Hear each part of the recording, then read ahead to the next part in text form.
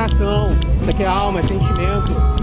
Esse cara aqui lutou muito para isso aqui estar funcionando. A gente vê que trabalho sério e parceria, o sonho ele só acontece quando é sonhado junto. E graças a Deus hoje a história ela está sendo recontada ou contada com uma nova página. Tudo isso, essa é a história da nossa cidade. E esse cara aqui, ó, sempre acreditou nisso daqui. Então, graças a Deus, a gente está vendo as coisas acontecerem.